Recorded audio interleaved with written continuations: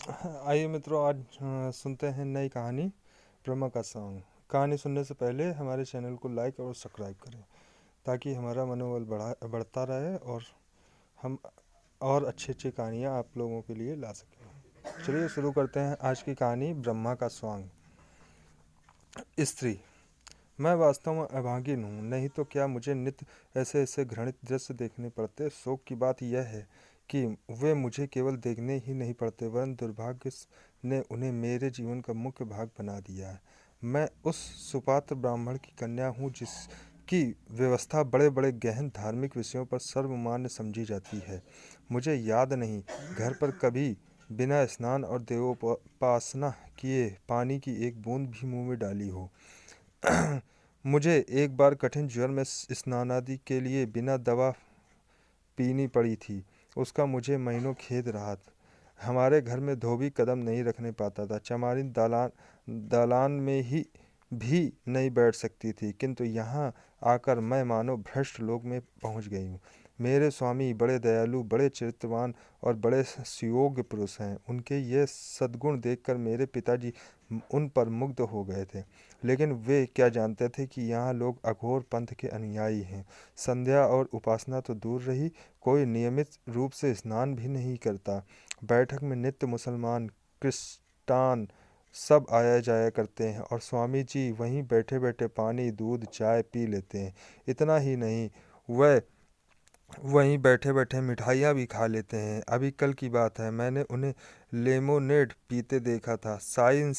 साइस जो चमार है, बेरोक टोक घर में चला आता है। सुनती हूँ वे अपने मुसलमान मित्रों के घर दावतें खाने भी जाते हैं। ये भ्रष्टाचार मुझसे नहीं देखा जाता। मेरा चित्त घृणा से व्याप्त हो जाता है जब वे मुस्कुराते हुए मेरे समीप आ जाते हैं और हाथ पकड़कर अपने समीप बैठा लेते हैं, तो मेरा जी चाहता है कि धरती फट जाए और मैं उसमें समा जाऊं। हाँ हिंदू जाति, तूने हम स्त्रियों को पुरुषों की दासी बनना ही क्या हमारे जीवन का परम कर्तव्य बना दिया है? हमारे विचारों का, हमारे सिद्धांतों का, यहाँ तक कि हमारे धर्म का भी कुछ मूल्य नहीं रहा। अब मुझे धैर्य नहीं। आज मैं इस अवस्था का अंत कर देना चाहती हूँ। मैं इस आसुरी भ्रष्ट जाल से निकल जाऊंगी। मैंने अपने पिता की शरण में जाने का निश्चय कर लिया है।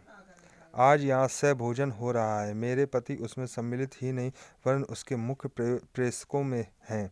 इन्हीं के उद्योग और प्रेरणा में ये विधर्मीय अत्याचार हो रहा है। समस्त जातियों के लोग एक साथ बैठकर भोजन कर रहे हैं। सुनती हूँ मुसलमान भी एक ही पंक्ति में बैठे हुए हैं। आकाश क्यों नहीं गिर पड़ता? क्या भगवान धर्म की रक्षा के लिए अवतार न लेंगे? ब्राह्मण जाति अपने निजी बंधुओं के सिवाय अन्य ब्राह्मणों का भी पकाया भोजन नहीं करती। वही महान जाति इस अधोगति को पहुंच गई कि कायस्थों, बनियों, मुसलमानों के साथ बैठकर खाने में लेस मात्र भी संकोच नहीं करती, बल्कि उसे जातीय गौरव, जातीय एकता का हेतु समझती है। पुरुष। वह कौन शुभ घड़ी होगी कि इस देश की स्त्रियों में ज्ञान का उदय होगा और वे राष्ट्रीय संगठन में पुरुषों की सहायता करेंगे। हम कब तक ब्राह्मणों के गोरख धंधे में फंसे रहेंगे? हमारे विवाह प्रवेश कब तक जानेंगे कि स्त्री और पुरुष के विचार की अनुकूलता और समानता गोत्र और वर्ण से कहीं अधिक महत्व रखती है? यदि ऐसा ज्ञात होता तो मैं वृंदा का पति न होता और न वृंदा मेरी पत्नी। हम दोनों के विचारों में जमीन और आसमान का अंतर है। यद्यपि वह प्रत्यक्ष नहीं कहती, किंतु मुझे विश्वास है कि वह मेरे विचारों को घृणा की दृष्टि से देखती है। मुझे ऐसा ज्ञात होता है कि वह मुझे स्पर्श भी नहीं करना चाहती। यह उसका दोष नहीं, यह हमारे माता पिता का दोष है, जिन्होंने हम दोनों पर ऐसा घोर अत्याचार किया। कल वृंदा खुल पड़ी। मेरे कई मित्रों ने सहभोज का प्रस्ताव किया था। मैंने उसका सहर्ष समर्थन किया।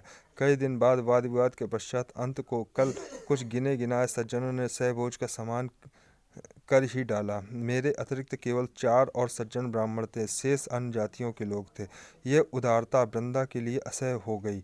जब मैं भोजन करके लौटा तो वह ऐसी विकल थी मानो उसके मर्म स्थल पर आघात हुआ हो। मेरी ओर विषादपूर्ण नेत्रों से देखकर बोली, अब तो स्वर्ग का द्वार अवश्य खुल गया होगा। यह कठोर शब्द मेरे हृदय पर तीर के समान लगे। ऐंठ कर बोला, स्वर्ग और नरक की चिंता में वे रहते हैं जो अपाहिज हैं, कर्तव्यहीन हैं, निर्जीव हैं। हमारा स्वर्ग और नरक सब इसी पृथ्वी पर है। हम इस कर्म क्षेत्र में कुछ कर जाना चाहते हैं। वृंदा। धन्य है आप, आपके पुरुषार्थ को, आपके सामर्थ्य को। आज संसार में सुख और शांति का साम्राज्य हो जाएगा। आपने संसार का उद्धार कर दिया, इससे बढ़कर उसका कल्याण क्या हो सकता है? मैंने झुंझलाकर कहा। अब तुम्हें इन विषयों के समझने की ईश्वर ने बुद्धि ही नहीं दी तो क्या समझाऊं? इस पारस्परिक भेदभाव से हमारे राष्ट्र को जो हानि हो रही है उसे मोटी से मोटी बुद्धि का मनुष्य भी समझ सकता है। इस भेद को मिटाने से देश का जितना कल्याण होता है उसमें किसी को संदेह नहीं। हाँ, जो जान कर भी अनजान बने उसकी क्या बात दूसरी है। वृंदा, बिना एक साथ भोजन किए परस्पर प्रेम उत्पन्न नहीं हो सकता। मैंने इस विवाद में पड़ना अनुपयुक्त समझा। किसी ऐसी नीति की शरण लेनी आवश्यक जान पड़ी जिसमें विवाद का स्थान ही ना हो। वृंदा की धर्म पर बड़ी श्रद्धा है। मैंने उसी के शास्त्र से उसे पराजित करने का निश्चय किया। बड़े गंभीर भाव से बोला, यदि असंभव नहीं तो कठिन अवश्य है, किंतु सोचो कि यह एक कितना घोर अन्याय है कि हम सब एक ही पिता की संतान होते हुए एक दूसरे से घृणा करें, ऊंच नीच की व्यवस्था में मग्न रहें। यह सारा जगत उसी परम पिता का विराट रूप है। प्रत्येक जीव में उसी परमात्मा की ज्योति आलोकित हो रही है। केवल उसी भौतिक पर्दे ने हमें एक दूसरे से पृथक कर दिया है।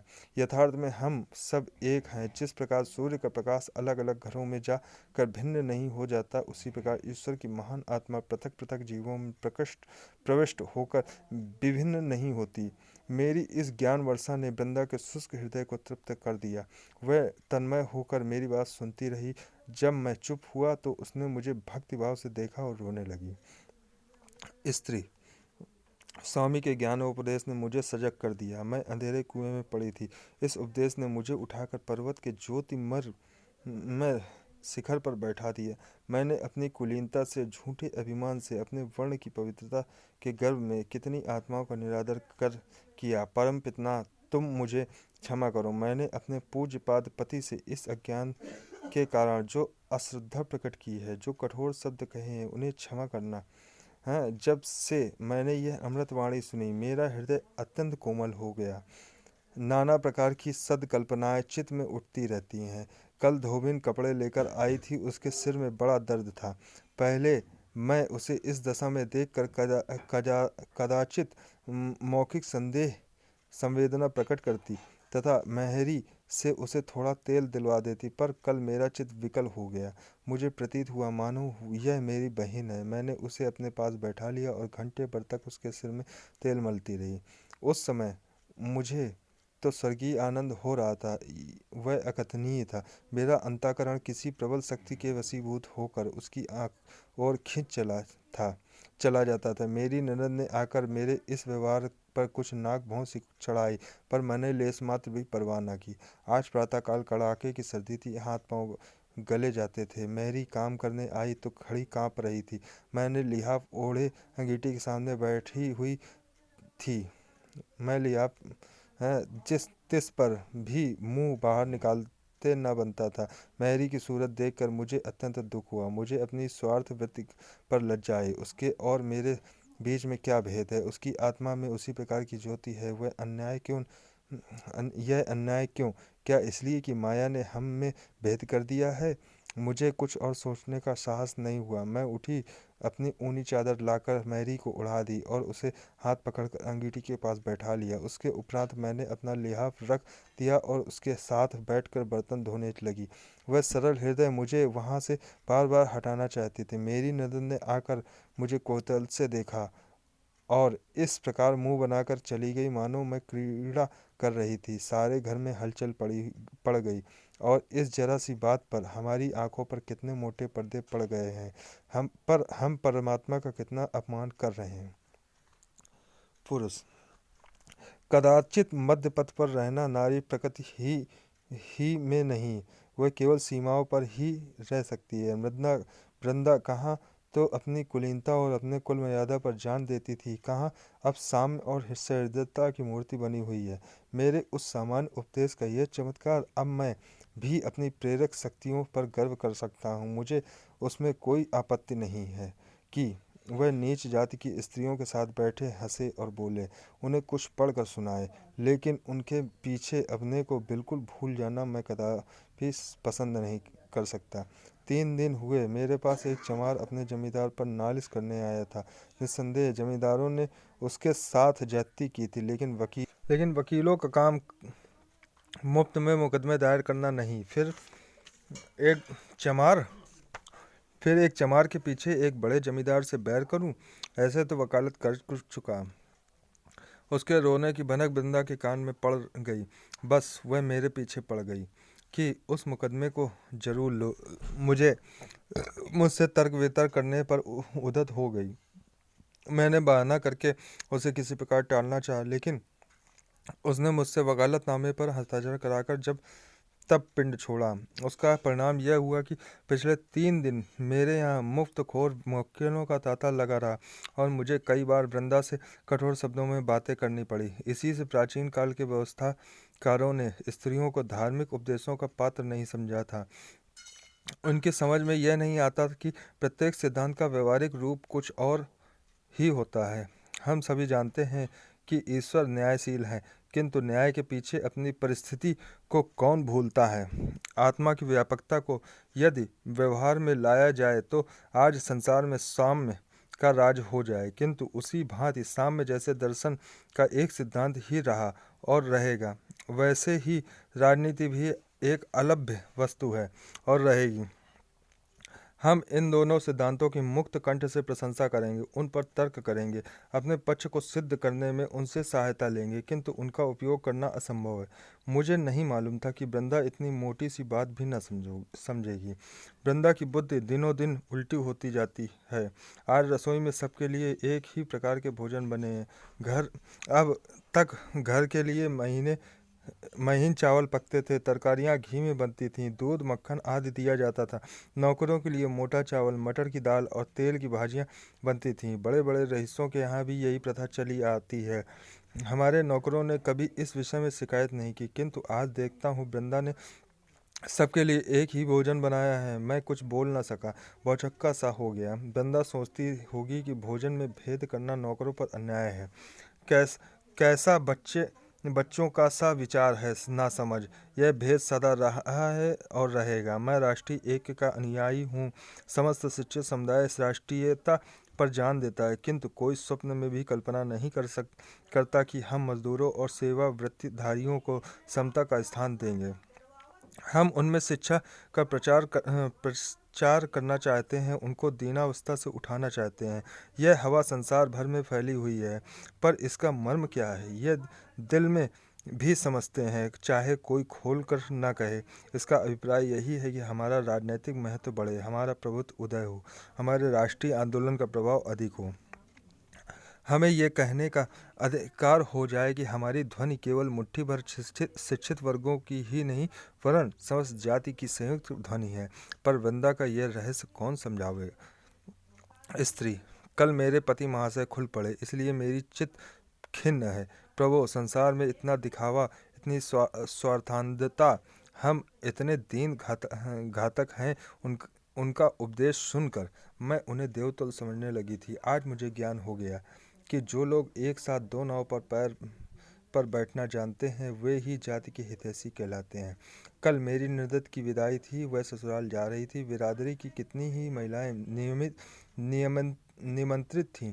वे उत्तम उत्तम वस्त्राभूषण पहने कालीनों पर बैठी हुई थी, पर मैं उनका स्वागत कर रही थी। निदान मुझे द्वार के निकट कई स्त्रियां भूमि पर बैठी हुई दिखाई दी, जहां उन महिलाओं की जूतियां और स्लीपरें रखी हुई थीं। वे बेचारी भी विदाई देखने आई थी। मुझे उनका वहां बैठना अनुचित जान पड़ा। मैंने उन्हें भी लाकर कालीन पर बैठा दिया। इस पर महिलाओं में मटकियां होने लगी और थोड़ी देर में वे किसी न किसी बहाने से एक एक करके चली गईं।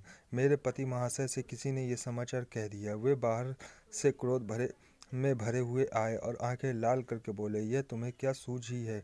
क्या तुम हमारे मुंह में कालिक लगवाना चाहती हो? तुम्हें ईश्वर ने इतनी बुद्धि भी नहीं दी कि किसके साथ बैठना चाहिए? भले घर की महिलाओं के साथ नीच स्त्रियों को बैठा दिया है। वे अपने मन में क्या कहती होंगी? तुमने मुझे मुंह दिखाने लायक नहीं रखा। छी छी, मैंने सरल भाव से कहा। उससे महिलाओं का तो क्या अपमान हुआ? आत्मा तो सबकी एक ही है, आभूषणों से आत्मा तो ऊंची नहीं हो जाती। पति महाशय ने होंठ चबाकर कहा, चुप भी रहो, बेसुरा राग अलाप रही हो, बस वही मुर्गी की एक आत्मा एक है, परमात्मा एक है। ना कुछ जानो, न बूझो, सारे शहर में नक्कू बना दिया है उस पर और बोलने की को मरती हो। उन महिलाओं की आत्मा को कितना दुख हुआ, कुछ इस पर ध्यान भी दिया। मैं विस्मित होकर उनका मुंह ताकने लगी। आज प्रातः काल उठी तो मैंने एक विचित्र दृश्य देखा। रात को मेहमानों की जूठी पत्थर, सकोरे, दोने आदि बाहर मैदान में फेंक दिए गए थे। पचासों मनुष्य उन पत्तलों पर गिरे हुए उन्हें चाट रहे थे। हाँ, मनुष्य थे, वही मनुष्य जो परमात्मा के निज स्वरूप है। कितने ही कुत्ते भी उन पत्तलों पर झपट रहे थे, पर वे कंगले कुत्तों को मार मार कर भगा देते थे। उनकी दशा कुत्तों से भी कई बीती थी। यह कौतुक देखकर मुझे रोमांच होने लगा। मेरी आंखों से अश्रुधारा बहने लगी। भगवान, ये भी हमारे भाई बहन हैं, हमारी आत्माएं हैं, उनकी ऐसी शोचनीय दीन दशा। मैंने तत्क्षण मैरी को भेजकर उन मनुष्यों को बुलाया और जितनी पूरी मिठाइयाँ मेहमानों के लिए रखी हुई थी सब पत्तलों में रखकर उन्हें दे दी। मैरी थरथर काँप रही थी। सरकार सुनेंगे तो मेरे सिर का बाल भी न छोड़ेंगे, लेकिन मैंने उसे ढाढ़स दिया। तब उसकी जान में जान आई। अभी ये बेचारे कंगले मिठाइयाँ खा ही रहे थे कि पति माँ से मुंह लाल किए हुए आए और अत्यंत कठोर स्वर में बोले, तुमने भंग तो नहीं खा ली है? अब देखो, एक न एक उपद्रव। मेरी समझ में नहीं आता कि तुम्हें क्या हो गया है। ये मिठाइयाँ डोमरों के लिए नहीं बनाई गई थी। इनमें घी, शक्कर, मैदा लगा था, जो आजकल मोतियों के मोल बिक रहा है। हलवाइयों को दूध के धोए हुए रुपए मजदूरी के दिए गए थे। तुमने उठाकर सब डोमरों को खिला दी। अब मेहमानों को क्या खिलाया जाएगा? तुमने मेरी इज्जत बिगाड़ने का प्रण कर लिया है क्या? मैंने गंभीर स्वर से कहा, आप व्यर्थ इतने क्रुद्ध होते हैं। आपकी जितनी मिठाइयाँ खिला दी हैं वह मैं मंगवा दूंगी। मुझसे यह नहीं देखा जाता कि कोई आदमी जो मिठाइयाँ खाए और कोई पत्तल चाटे। डोमरे भी तो मनुष्य ही हैं, उनके जीव में भी तो उसी स्वामी ने बात काट कर कहा, रहने भी दो। मरी तुम्हारी आत्मा, बस तुम्हारी ही रक्षा से आत्मा की रक्षा होगी। यदि ईश्वर की इच्छा होती कि प्राणी मात्र को समान सुख प्राप्त हो तो उसे सबको एक दशा में रखने से किसने रोका था? वह ऊंच नीच का भेद होने ही क्यों देता? जब उसकी आज्ञा के बिना एक पत्ता भी नहीं हिल सकता तो इतनी महान सामाजिक व्यवस्था उसकी आज्ञा के बिना क्यों कर भंग हो सकती है? जब वह स्वयं सर्वव्यापी है तो वह अपने ही को ऐसे ऐसे घृणोत्पादक अवस्थाओं में क्यों रखता है? जब तुम इन प्रश्नों का कोई उत्तर नहीं दे सकती तो उचित है कि संसार की वर्तमान रीतों के अनुसार चलो। इन बेसिर पैर की बातों से हंसी और निंदा के सिवाय और कुछ लाभ नहीं। मेरे चित्त की क्या दशा हुई, वर्णन नहीं कर सकती।